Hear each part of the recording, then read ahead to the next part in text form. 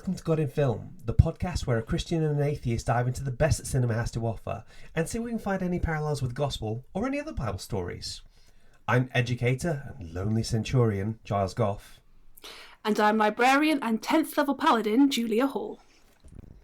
And today we'll be looking at season 2 of The Chosen, the first multi-season retelling of the life of Jesus and the people he chose to follow him.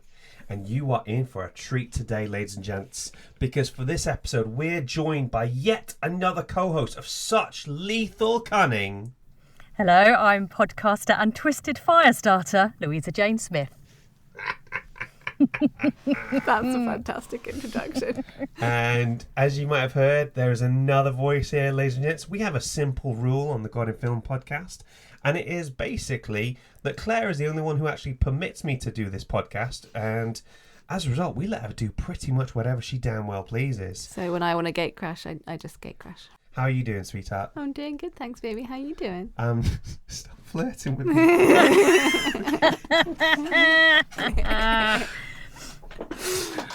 We do have yet another person making his debut on the episode. Cassidy Gough is currently asleep in his mother's arms. So if you hear any weird noises, well, to be honest, if you hear any weird noises, it's probably Julia, but just in case it's not, it's our second born. Let me guess, Tia. So let's start off with Julia, because I think Louisa, you've already seen this show. Are you already familiar with it? Yes, I have. And Julia, this is yet another one of those things that I forced you to watch. What did you think? I really liked it. I think some aspects in some episodes I liked more than others. I think I much preferred the in-depth look at sort of the disciples and their lives, rather than. And Jesus is great. Jesus is so good in this. But sometimes the more kind of Jesus teaching, I did multitask during those. But my crochet now, has so many Jesus sermons in it that I feel like that makes it even more special. Holy crochet. So Jesus not really doing it for you, but the disciples very much so. Yeah. Some of the lengthier teaching and some of the lengthier Jesus kind of providing counsel, I will admit I did switch off a teeny bit, but looking at the disciples' lives, especially how Matthew obviously goes from this base, I feel like the equivalent of a modern day like traffic warden. I think when you think of like who's a government official that you hate. Traffic wardens, I think, usually at least are the non-named government officials that we don't like. Well, traffic you're talking usually to sort of two teachers here. So Ofsted is usually the main hate figures. Yeah. Oh yeah, Louise is waking up now. You just said the O word. Woo! Triggering. Yeah, you can't say it 3 times in quick succession. Nope. Otherwise, they will appear and grade you as unsatisfactory.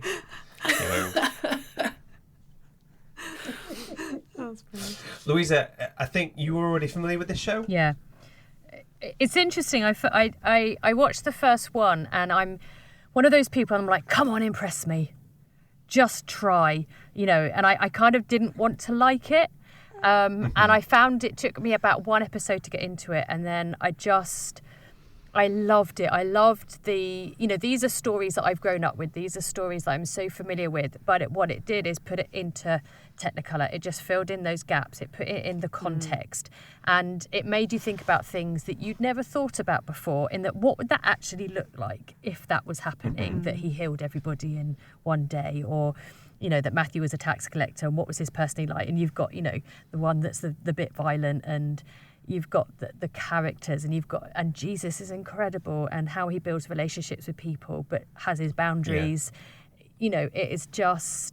It's the most, I think, authentic depiction of how I understand the Gospels that I've ever seen. I think especially because it's such a different culture, sometimes it really helps to see it portrayed.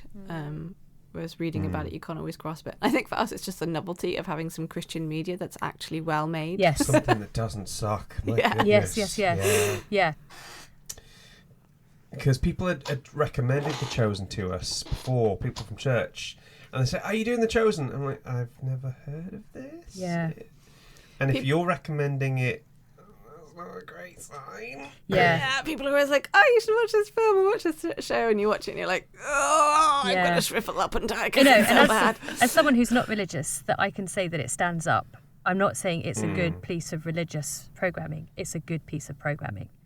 You know, it's exceptional in terms of its faithfulness to the Bible.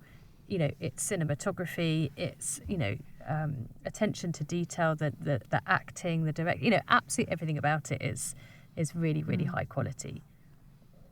Definitely. Now it's time for Julia's facts. Yay! I have a couple that I've Awesome. picked out especially. So, did you know that The Chosen is actually the largest crowd-funded media project of all time?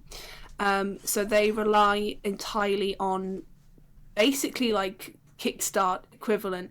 So that's donations by fans basically that allow them to make the show. Hence why it's available for free, which I really appreciated, because while the first season is on Netflix, only the first season was on Netflix, but I was able to actually go to Angel Studios website and watch the rest of it for free, which I think is important, especially if you're trying to tell this story. You want as many people to be able to access it as possible, right? Yeah. Now, and do you know what I think is interesting as well is the way that impacts on the producer's relationship with their fans. So the main guy who runs it, Dallas Jenkins, he's got a family background in making Christian media. His dad, I think, produced the Left Behind series. And what I was thinking about was he really struck me as a fascinating example of Christian leadership. We've been paying attention a lot to some absolutely horrendous Christian leaders at the moment. There's the scandal being uncovered with Mike Pilavachi and Soul Survivor.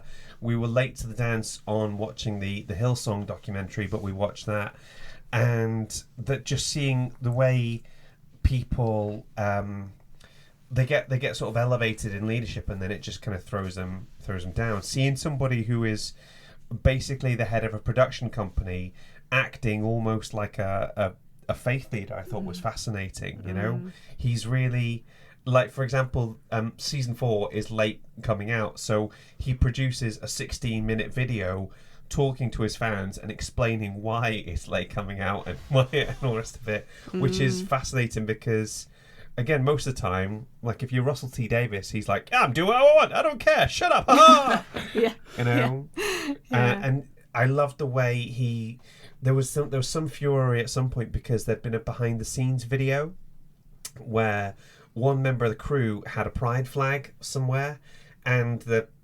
scary American evangelical Christian right types had absolutely kicked off about it and said, you know, how can you possibly have this on a Christian production?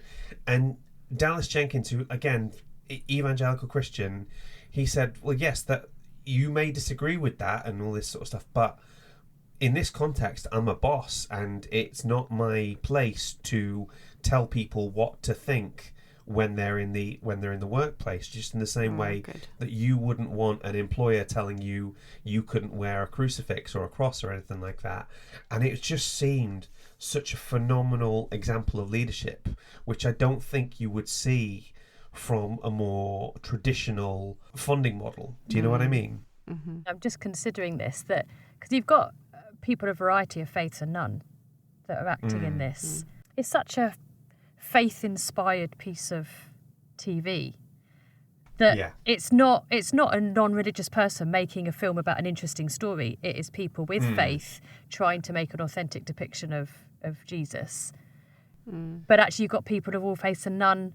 It's kind of it's sort of an interesting juxtaposition that I would imagine. There's no prerequisite for there to be faith, for you to have faith to work on the thing. And I think that then means you put quality first, which is not something Christian media has been traditionally associated with, you know. And I think about I can't believe it, but about 10 years ago now, I found we put on a few plays in church. I did a production of Much Ado and Inspector Calls and Twelfth Night and Alice in Wonderland, which nearly killed us. Yes. And it was church based, but the net that we cast for people to be in it was quite wide, and it worked well in the sense that it got non-Christian people just through the door of a church building and getting them to make friends with people who are Christians. So it's like, it's just a little step to be like, hey, we're not all total freaks, you know. Community outreach. Yeah, definitely. I feel we've gone very far from Julia's point there. Do you want to take us to the next one? Yeah. So Jonathan Rumi, who we know plays Jesus, actually met with Pope Francis during one of his general audiences in the Vatican City. When asked for a selfie, the Pope cheerfully accepted, saying that, quote, "the Pope needs Jesus," which I thought was quite cute. And Dallas Jenkins was also there, and there's a great video of this kind of interaction where the Pope, he points to Jonathan and he goes, "So if you're Jesus, does that mean you're Judas?" as he points to Dallas. So Dallas kind of goes, no. I might not be Catholic, but which I thought was just a really cute interaction. And then my last one is, so we've, I think, already kind of mentioned how faithful, pun intended, that this show is to creating that environment of what it was like during Jesus's time. And the show actually has consultants from 3 major sects, including Catholicism, evangelicalism, and then also I think I'm pronouncing this correctly, Messianic Judaism, which, from a little bit of research that I've done, is kind of like, it's not quite Orthodox Jewishness, but it's a sect of Jewish people who follow Jesus as a Messiah. Gosh, if anybody could tell us about Messianic Judaism. If only there was someone who had a podcast that interviewed one. Then I will take it over to you, because I was reading this going, huh, for most of the time. So please do enlighten me. I mean, essentially it's saying that Jesus did not come to start a new religion. He came to fulfill Judaism, not to start a new religion. So I did not come to replace the law, I came to fulfill it. So he came to fulfill the Jewish promise of a Messiah. And so the intention wasn't for Judaism to end and Christianity to start, but for Judaism to be fulfilled and the Jewish people to follow the Messiah.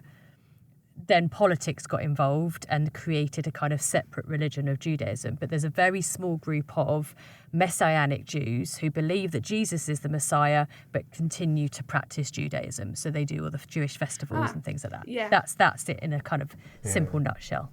Yeah. Interesting. To a point. 'Cause a lot of what sense. I was kind of coming across during my research was things like, Messianic Jews really Jews? How does this work with Christianity? It was quite confusing as a complete novice to I think get the into, so reality thank you is for that Jews don't think they're Jews and Christians don't think they're Christians, so they get a little bit they get a little bit of flack, bless them. For either side, really. Yeah. The guy you interviewed had a little bit of edge to it, you know. Yeah. It was a little bit like Jesus is ours. We saw him first, you know. Do you remember the Goodness Gracious Me sketch where the granddad keeps claiming that everybody's Indian, including Father Christmas? You know, it sort of reminded me of that. Jesus, he's Jewish. He's nothing to do with you. He's Jewish. You know, like, yeah, okay, all right, fine. I'll be over here. Continuing on this kind of vein, so Jonathan Rumi is Catholic, although he was born Greek Orthodox, which I think is an interesting kind of trajectory. And Dallas Jenkins describes himself as Protestant. So there's definitely a lot of different areas and different vibes going on, which I think is really cool. That's nice. I like that. I much prefer that to all be in one particular thing. You know, it must bring different perspectives, which is good. Definitely. And that's it. I'm out of facts. Fantastic. Thank you for those, Julia. Now, This may shock you, but nobody invites us to press junkets at the moment. Not that we could go anywhere because of the consequences of our actions, but we do have a friend who does get invited to press junkets. I'm going to let him introduce himself. Hi, my name is Godfrey, and I'm a film critic for Sorted magazine. I work as a full-time evangelist in Milton Keynes, but films are a passion of mine, an absolute passion, and it's just a joy to write for Sorted and great to be on the podcast today. Andy, thank you so much for coming back to join us. This is, I think, your third time. You're getting up there as one of our absolute top guests. Well, I think we did Blade Runner and we did The Eyes of Tammy Faye, didn't we? Eyes of Tammy Faye just dropped, yeah. So we're doing this. So you're well on your way to being one of our top contributors. Thank you so much for this. Thank you for having me. You actually interviewed a lot of the cast for The Chosen for season 4 coming up, didn't you? Yeah, we via Sorted we got an invitation to the premiere. They had a big premiere in Leicester Square where they showed episodes 1 and 2 of season 4. And the next day there was a press junket. It was the first time I'd ever been to a press junket in my life. Incredibly posh hotel in Piccadilly. And a lot of the actors were there. I think 5 of them were there. But I'd also previously interviewed the guy who plays James for Sorted as well. Hang on, Big James or Little James? James, the brother of John. Right, okay. George Harrison. The actor, and we were a little bit naughty and Sorted in that we said George Harrison plays James, but to quote the other George Harrison, "Here comes the sun."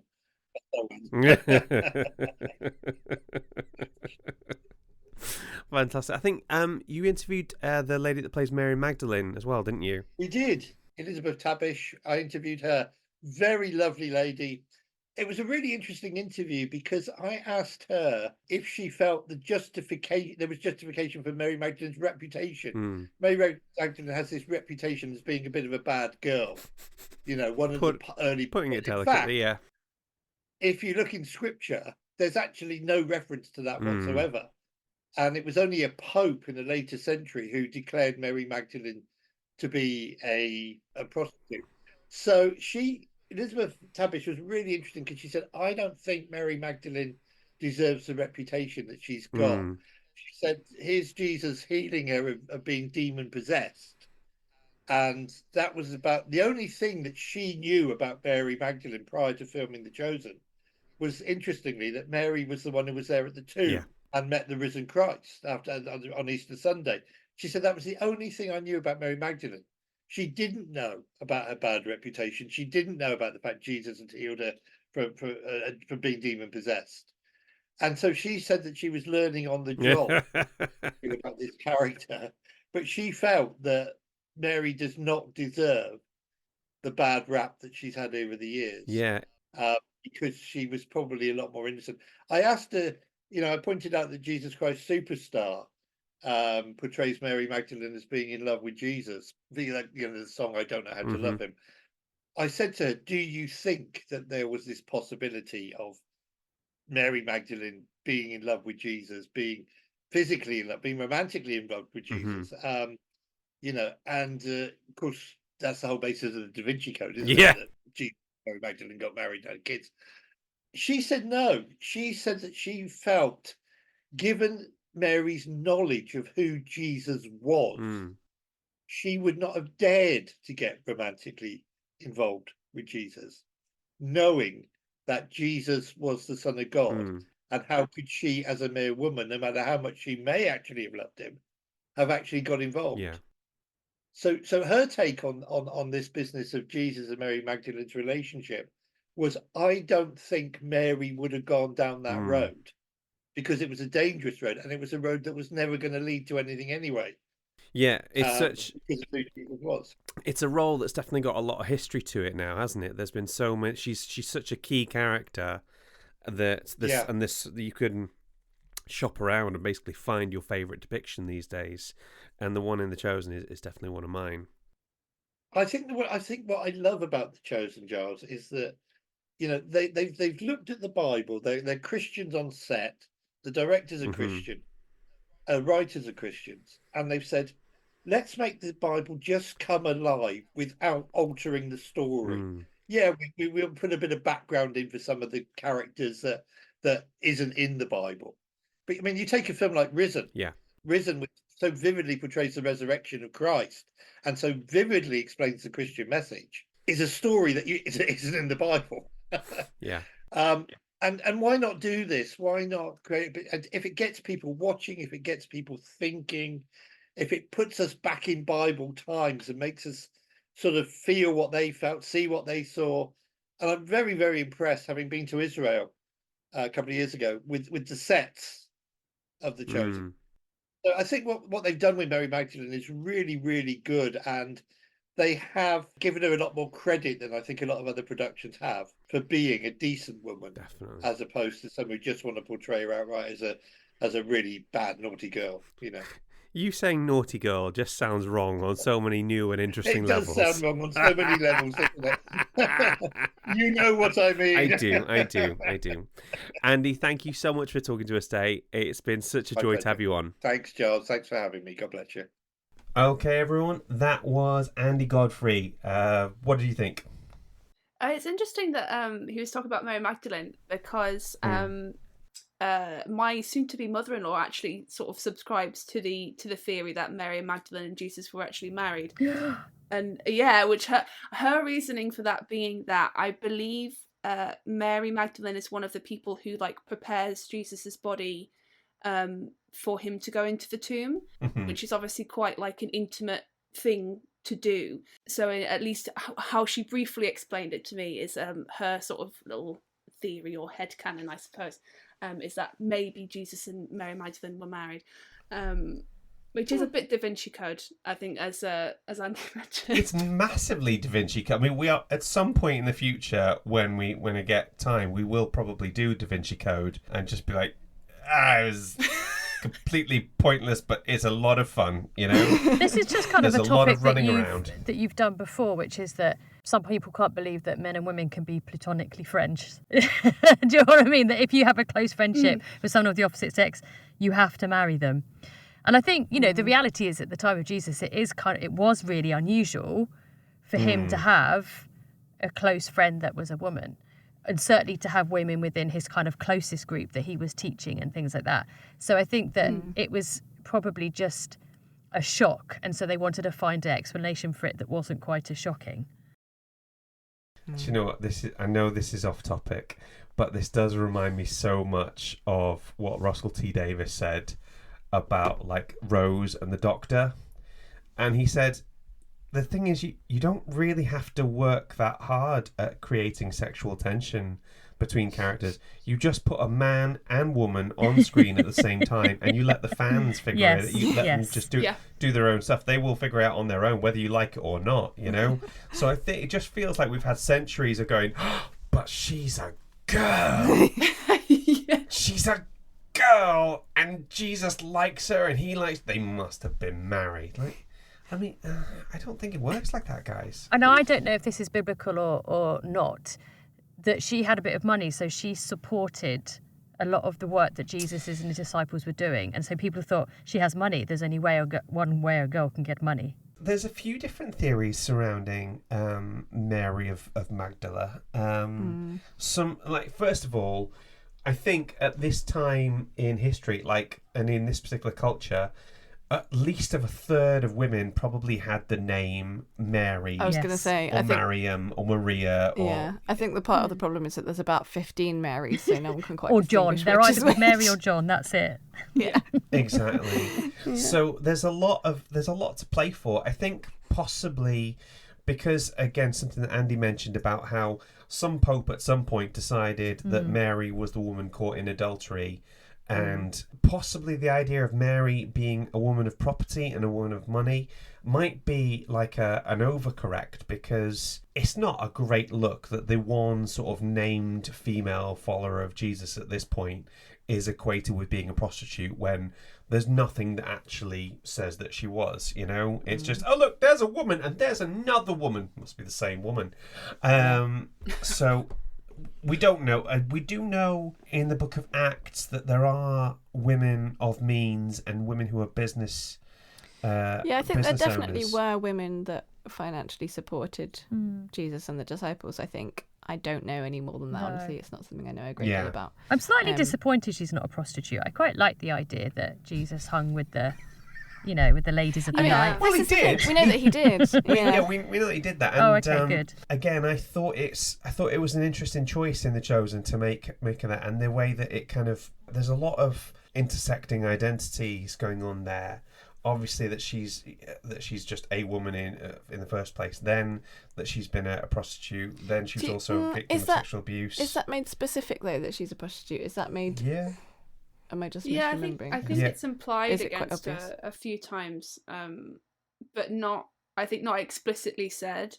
Do you Yeah, remember I that think it was time when implied, she's but not like. when she's referred to as Lilith in the first series and the first few episodes. That's where it. Yes, where but isn't like that's Possessed the by possession, isn't a it? spirit, wasn't she? And Lilith is a... Yeah, and there's that's- and Lilith is the name of a demon. Yeah. It could be one of those things where because they're trying to appeal to a very specific audience, I would have to go back and listen to it line by line for it. But the impression I always got was that she was a prostitute.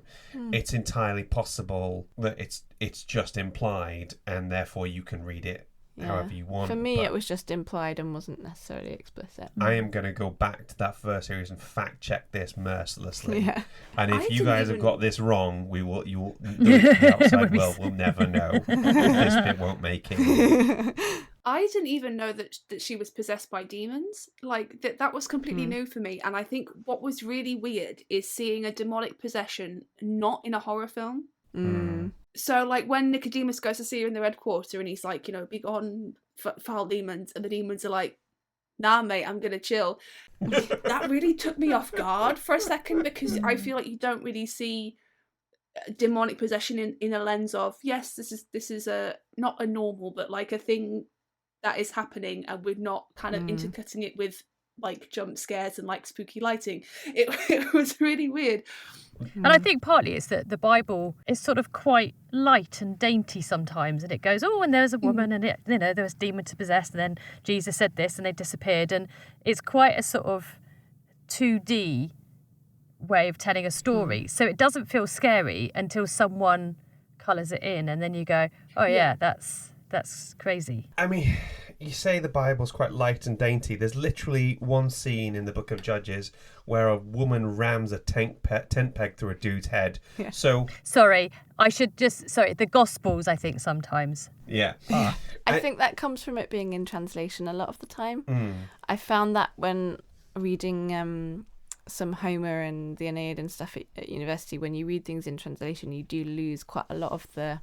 intensity, maybe. Yeah, the feeling, the tone of it gets lost. Yeah. I'm going to jump in now because we're jumping in, and I'm just going to say, now it's time for Finding the Faith in the Film. We weren't sure how that was going to work with three of us, but it worked. Not rehearsed, if you can believe it, ladies and gents. For this, I thought I would pass it over to Mrs. Gough and see what she had to say. Hello. Yeah, wonderful. So I really like the episode that covers Mary's crisis. Kind of crisis of confidence in herself more than anything else, I think, isn't it? I really like that it shows that following Jesus doesn't just magically fix all of your issues. And you might still need to go to therapy. Seriously, people, go to therapy. You have Jesus and a therapist too. Yes. Yeah. So some people have a conversion where they're miraculously cured of their drug addiction or whatever, but for most of us, you still have to do the work, actually. And, if you've had a particularly traumatic past, that's probably not going to just disappear all by itself, and that's still going to affect you. And I think some people, when they become Christians, expect everything to be all kind of rosy and lovely, and then when it's not, it can be a bit of a shock. And I think that's kind of reflected really well in Mary's experience. I mean, honestly, like, my mental health issues really started after I became a Christian. I don't think they're directly correlated. I think it was more to do with hitting puberty. I think there can be a false impression that being a Christian and following Jesus means that you won't ever have big problems or big mental health issues again, and that's just not true. And I really like that they portray that. But also that they really care about her, and they really, and Jesus especially, really make the effort to go and get her back. You know. Yeah, it's almost like no man left behind kind of policy. You know. Yeah. And I thought it was fascinating because this is one of those phrases that I've sort of known since being a teenager, but I don't think I've ever heard anyone say it in adult life. Have you ever heard the term backslide? Oh yeah. Backsliding. And I hate it. Yes. Yeah, it's not a great term. How would you define it? It's kind of used by a certain type of Christian to describe someone that's, I don't know if lost their faith, but not doing very well in their faith. It's a bit of a pejorative. It can be used quite judgmentally, can't it? Yeah. So it can be used for, like, you know, example, if someone's living with someone outside of marriage or something like that, it tends to be used sometimes in that context, I think. Or if someone's, I don't know, following a sort of theology that you don't agree with, I think it can be used in that kind of way. Yeah, so I mean, obviously as a term it can be sort of weaponized, but I think it wouldn't be unreasonable to describe what Mary kind of goes through in this season as that, because it feels like she has a crisis of faith, and then she kind of goes back to what she knows to an extent. And I think the depiction of Mary is so nuanced and so much to it. There's almost a suggestion that alcoholism is part of it. And you'll appreciate this, Luke, because I keep thinking of the scene in The West Wing where Leo McGarry. Oh, yeah. It's the deposition one where he's being deposed and he's sort of chatting up his lawyer at the same time, and the way he talks about how when you first sort of try to get sober, people are there and they're supportive and they're there, they want to help you, and then when you fall off the wagon a second time and you fall back, people are like, get away from me, I don't want to know you, you know. And it's fascinating with this because it's not just her problem, it's like everybody's problem. Jesus literally sends like Matthew and Pete and Simon out to find her, and it becomes a priority. And I think that's the way we should look at just people who are having a crisis of faith, because those are painfully common, you know? Definitely. It's like the parable of the lost sheep, isn't it? Yeah. Definitely. That actually the shepherd will do everything he can to find that one lost sheep. And I can imagine churches probably struggle with that, you know, if you have someone who has been an alcoholic or a drug addict or whatever, who becomes a Christian. Are you joining in, Cassidy? Thank you. Yeah, what did you have to say, Cass? Any thoughts on the matter?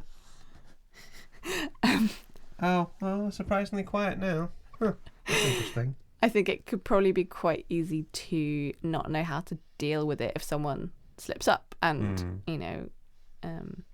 drinks again or takes drugs again or whatever. A lack of understanding of what addiction is that Definitely. somehow it's a choice, and that actually they don't necessarily see it as a mental illness. Although I think there's some churches who may not see that mental health issues are compatible with Christianity. That if you know, your body is a temple of the Holy Spirit, if you're praying, if you're doing all this stuff, that actually you are somehow immune to mental health issues. And maybe that's just, you know, not judging at all, but just a lack of understanding of what addiction and mental health issues are. Yeah, and I think there can be a bit of an attitude of, well, your faith's not strong enough if you're struggling with this kind of thing. Is there biblical evidence of that she had an issue with alcohol? Or was that just a bit of artistic license? No, I didn't think so. Bit of artistic license. I think I remember what Sam Hales said about this show was like the key thing with it is credibility, you know, and like, could something have happened? Could this have happened? And I think that's good, because otherwise all you're going to get is a literal depiction of all the words, all the things presented in the gospel, you know. And it's fine, but it's a historical document. It's a very quite a dry historical document at some point. So if you imagine, let me think. So Mark is the oldest surviving gospel. You're going to like this, Julia, because apparently there is they call it like a theoretical Q document, Quell, I think. I'm not sure. After this is going back, where it's the idea that at some point there would have been a document of like Jesus's teachings and sayings that were all written down as they went along, that has somehow been lost to history. And that's obviously literally you would write down the most important things that you that you're seeing, and it's Jesus says this, Jesus says that, and that's what we get. And as a result of that, we're always positioned to, how can I put this, see the apostles as kind of dumbasses, you know? Yeah. Like, if you grew up on a planet where, at least in Western culture, has been informed by all of Jesus' teachings, then you take for granted, like, sort of blessed are the poor, that kind of thing, and it doesn't sound revolutionary. And one thing I think this show does an amazing job of is positioning you as the viewer in the apostles' position, and you're like, Rabbi, what did you mean by that? There's that lovely scene. Do you remember when John the Baptist, Creepy John, turns up? Creepy John, yeah. I flipping love that. And he's like, I know you are who you say you are. When is stuff gonna happen? And there's a brilliant bit where Jesus kind of says to him, look, I'm going to tell a lot of stories, and some people are going to get it, and some people are not, and that's just the way it's going to be, you know? I love that John's like, look, I trust your timing, but can you do this soon, please? Yeah. Soon comes up so often. Yeah, soon. Nebulous soon. And the disciples are like, soon, yeah, I've heard that word before, you know, they're quite sort of sarcastic with it. It's nice to see them have like senses of humor and to be able to joke and laugh, Yeah. especially to have Jesus have that sense of humor. Like one bit that did have me fully cackling was you know, when they helped the Samaritan. I think it might be in season 1 or possibly early season 2. And he's just told this story about how he broke his leg because he'd beaten this Jew in the road to steal his horse, and he left him for dead. It's really harrowing, like, I've done terrible things. And then when they get up to leave, Jesus is like, oh man, we should go soon. We don't want it to get too late because we don't know who might jump us on the road. Oh, too soon? It just had me pure cackling. Pure cackling. It was so good to see Jesus as like a very human individual, which I think really, really helps connect him, I think, with an audience. That is such a gorgeous piece of storytelling, because obviously we think of the tale of the Good Samaritan as a parable. It is a parable, and Jesus is basically Dallas Jenkins and the producers are basically positioning it as this thing actually happened, and Jesus knew it happened. And who are we going to see it from their perspective? We're going to see it from the thief's perspective, you know? Speaking as somebody who occasionally creates a bit of Christian Bible fanfic, that was top shelf. That was top tier. Do you know what I mean? That was awesome. Do you have any other points you wanted to make, Darlene? Yeah, I do think it's interesting seeing the tension and the bickering between the disciples. Because they must have fallen out with each other. They all came from very different backgrounds. They didn't all know each other beforehand, so you're sort of getting to know each other. And obviously you've got Matthew, who's the tax collector, and you've got people who are fishermen and people with very different views on things. And so I think that's really interesting. And it's like, you know, like we are in churches, we're falling out with each other is basically the church's thing. That's what we do. Is just disagree on stuff and then have big historical splits.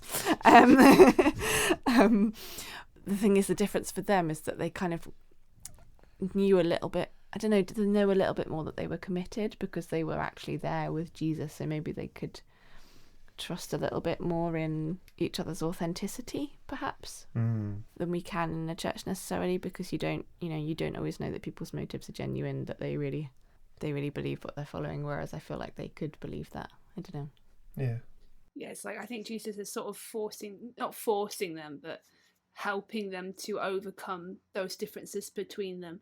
I think Matthew's especially interesting because it's almost, and I don't know if there's any evidence for this in the Bible, but the way that he's portrayed very much reminds me of a lot of students that I work with who are on the autism spectrum. Props to the actor because he plays this very well as well, where it's not a caricature, I think, of how you would expect people on that spectrum to behave, but a very genuine, doesn't quite understand metaphor, has a very kind of pragmatic outlook on things and facts and figures and calculating the most logical way to do things, I think was a stroke of genius and actually really, really brought him to life as a person rather than some dude who wrote things down for Jesus. So yeah. I think it was a conscious decision to play his character as someone that was on a spectrum.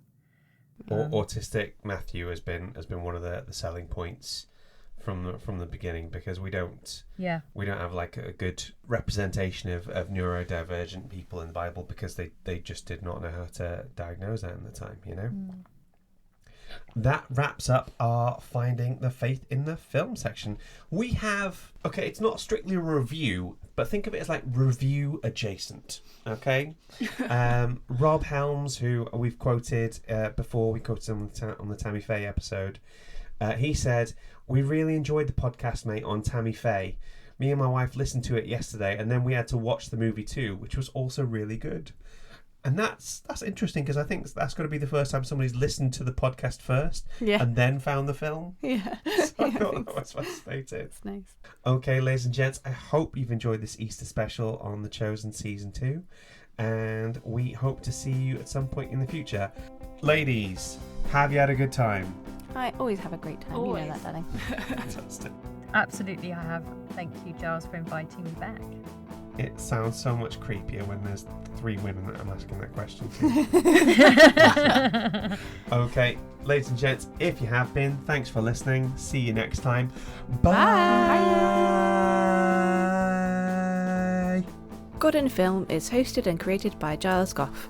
That's me. Mixing and editing by Giles. Our logo was designed by Julie Walsh. And our theme tune was composed by Rick Lee. Waffle editing by Natalie Miniker. Please rate and review. Please give us 5 stars because that's a nice thing to do.